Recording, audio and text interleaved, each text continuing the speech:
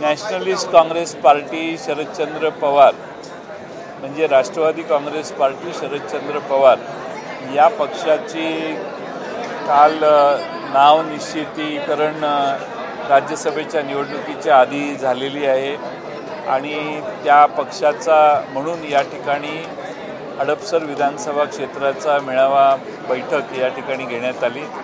इथल्या कार्यकर्त्यांशी चर्चा आणि त्यांचं म्हणणं ऐकून घेण्यासाठी मी आलो होतो आणि फार चांगला प्रतिसाद इथं कार्यकर्त्यांनी दिला। इथे आमचे शहर अध्यक्ष जगताप आणि त्यांच्याबरोबरचे सगळे सहकारी या ठिकाणी अतिशय उत्साहानं काम करत आहेत आणि मला खात्री आहे की प्रशांत जगताप आणि त्यांची टीम ही या शहरातले अनेक प्रश्न अतिशय चांगल्या पद्धतीनं मांडते।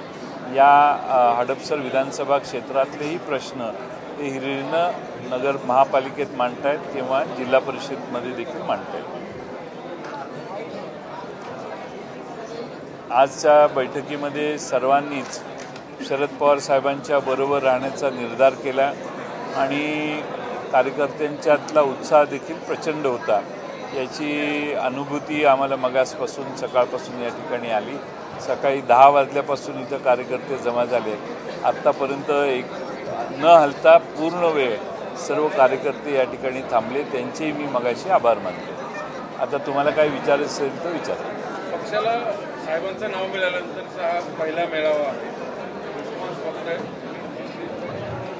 नियोजन कसं असतं? साहेबांचा काही दौरा होणार आहे राज्यभर काय?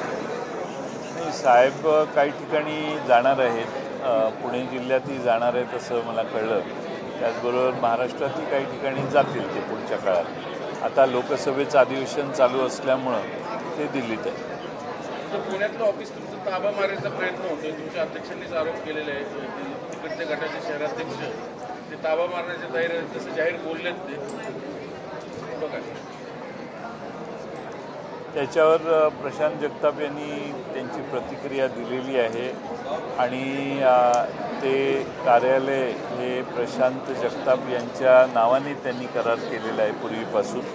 त्यामुळं मला वाटत नाही की तशी कायदेशीर काही अडचण आहे आणि प्रशांत जगताप यांच्या नावानेच तिथला करार असल्यामुळं तशी अडचण नाही।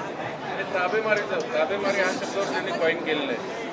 आता त्यामुळे अशी ताबेमारी केली तर प्रतिमा बिघडते पुण्यात, हे त्यांना माहीत असेल अशी आमची अपेक्षा आहे। चिन्हाचं काय? चिन्ह आता बघू ना, सगळ्यांना लोकमान्य सगळ्या कार्यकर्त्यांचे विचार विनिमय करून अनेक सूचना सामान्य नागरिकही सूचना करत आहेत, मेसेजवर करत आहेत, व्हॉट्सअपवर करत आहेत, आमच्या वेबसाईटवर करत आहेत किंवा फोन करून सांगत आहेत। त्यामुळे अनेक सूचना आहेत। पवारसाहेब त्याचा योग्य तो विचार करून योग्य ते चिन्ह निवडतील। कुठल्या आयोगाला 3 चिन्ह दिलीत का पर्याय निवडायला? मी काल 3 नावं दिली, ती दिल्लीत दिली। मी त्या ठिकाणी उपस्थित नव्हतो, त्यामुळे नक्की आता चिन्ह विचारलेली नव्हती बहुतेक, त्यामुळे चिन्ह अजून देण्याचा प्रश्न नाही। माहीत नाही मला, ते दिल्लीत चिन्ह अजून आयोगाला दिलेलंच नाही, मला माहीत नाही। प्रफुल्ल पटेलांचं म्हणणं आहे की हे तात्पुरतं नाव आहे, राज्यसभा निवडणूक आणि परत ते बदलू शकते किंवा ते ऑब्जेक्शन। मला वाटतं की आता हे नाव बदलण्याची काही आवश्यकता राहणार नाही।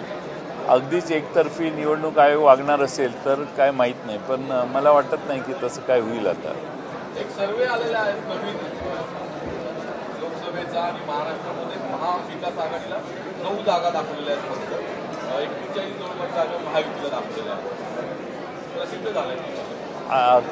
कुठं आलंय? टाइम्स नाव चालय ना, जास्त मनावर घेऊ नका। जास्त अलर्ट करत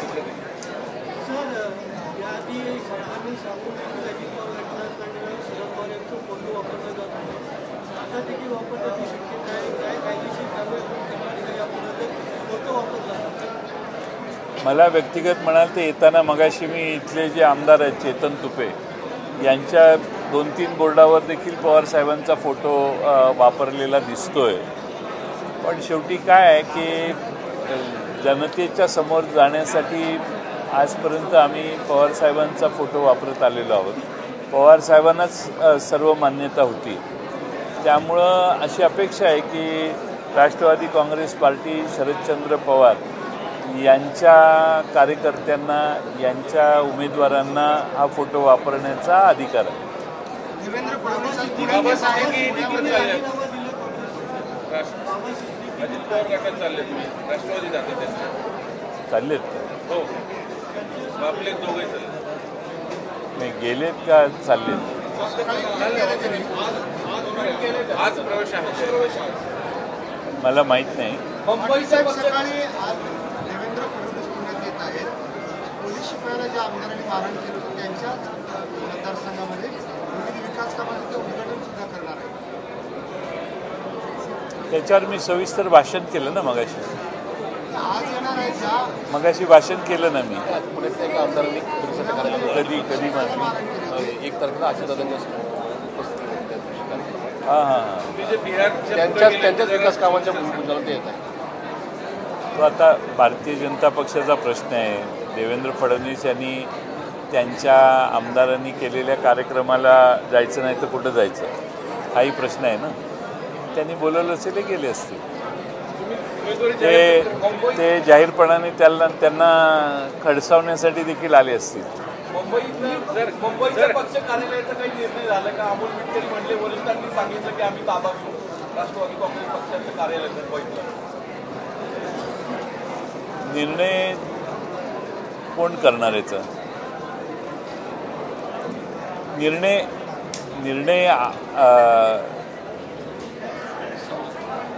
निर्णय करण्याची जी पद्धत आहे. आता आमचा हा जो पक्ष आहे त्या पक्षाचं तिथं आज त्यांच्या ताब्यात ते कार्यालय आहे. आता काही प्रोसिजर्स असतील, बघू आपण काय करायचं.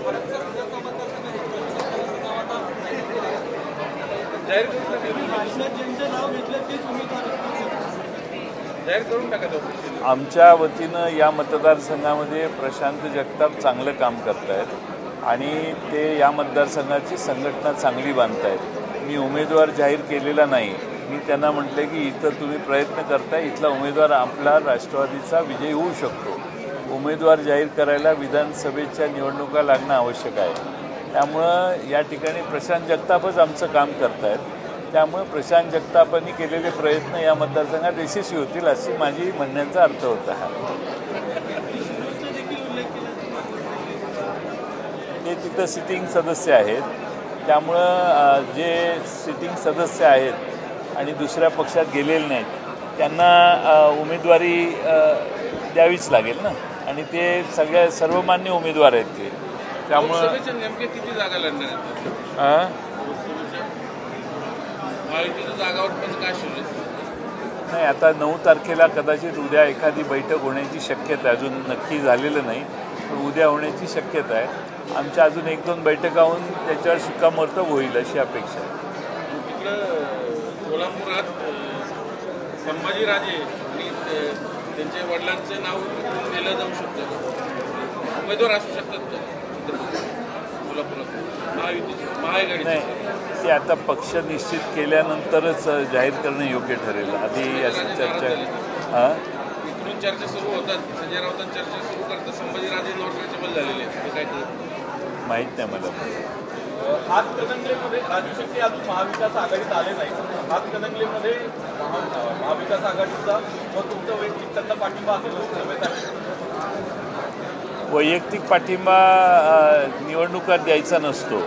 मी ज्या पक्षाचा प्रमुख आहे त्या पक्षाने ठरवलं तर तो पाठिंबा आहे. अजून तशी कोणती चर्चा आमची कोणाबरोबर झालेली नाही. एवढं सगळं बोलणंही तुमचा पक्ष अजितदादांनी सगळेच घेऊन गेले तरी अजितदादांवर थेट टीका टाळता तुम्ही. एवढं काय अध्यक्षांनी सांगितलं की धमकीचे फोन येत आहेत. त्याला उत्तर दिलं ना त्यांनी उत्तर दिलेलं आहे.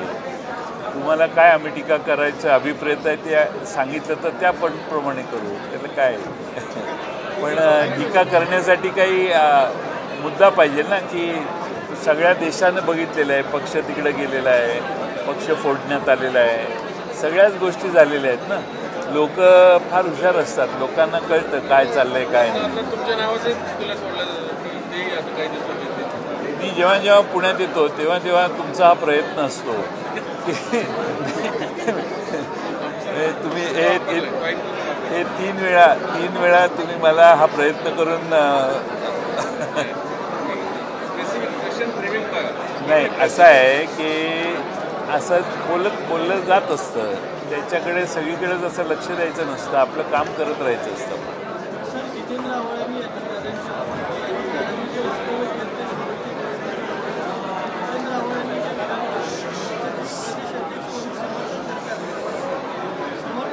काय विधान केलं?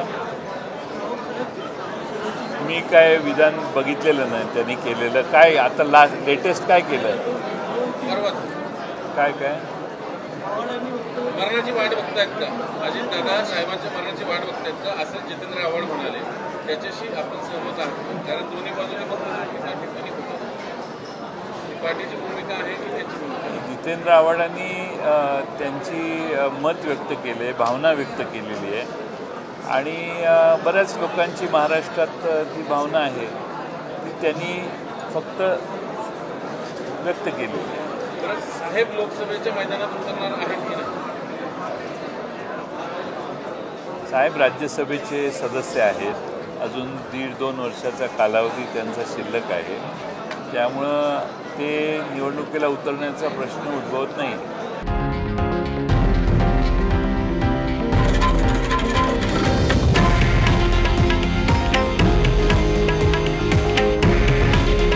हे आहे देशातील नंबर 1 न्यूज नेटवर्क आणि आपण पाहत आहात TV9 मराठी. काळजी तुमची, हित महाराष्ट्राचं.